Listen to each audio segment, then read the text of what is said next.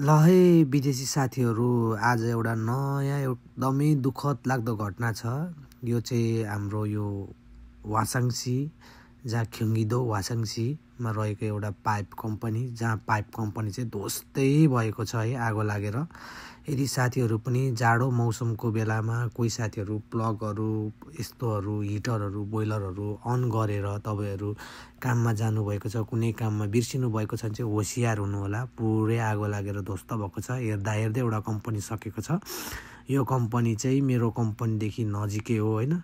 तपाईँहरूले पनि अब यो दृश्य हेर्न सक्छ। तर यहाँको एउटा सिस्टम चाहिँ के मलाई ठिक लाग्यो भन्दाखेरि चाहिँ यहाँनिर दमकल चाहिँ यति छिटो आउने कि दमकलले गर्दा चाहिँ जस अलिकति आगो लागि कन्ट्रोल हुन सकेको छ। मानवीय क्षति भने भएको छैन होइन।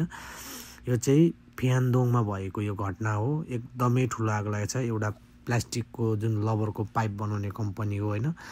तपाईँहरूले देख्न सक्नुहुन्छ आगो लागेको दृश्य पनि म जुम गरेर अहिले मेरो कम्पनीबाट देखिरहेको छु। मेरो कम्पनीबाट चाहिँ एकदमै नजिकै हो। यो चाहिँ पुरा आगोको मुस्लो दमकलहरू बाटोमा हेर्नुहोस्। यहाँको सिस्टम चाहिँ जस ठिकै छ। आगो लागि हुँदाखेरि आपतकालीन घटनामा यस्तो गर्दो रहेछ। ल हेर्नुहोस् साथीहरू, कोरियामा सेफ्टी फर्स्ट दमकल त यहाँसम्म छ है। दमकल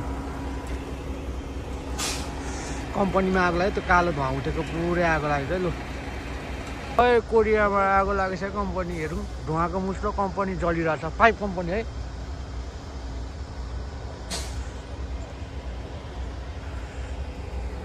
बब्बाल छ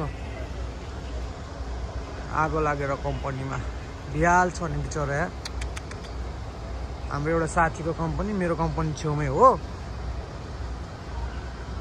आगो ख्योङ्गिदो वासाङसी है, फ्यान्दोङमा लागेको है कम्पनी। पाइप बनाउने कम्पनी हो प्लास्टिकको। ल हेरौँ, यहाँभन्दा अगाडि चाहिँ जान दिइरहेको छैन।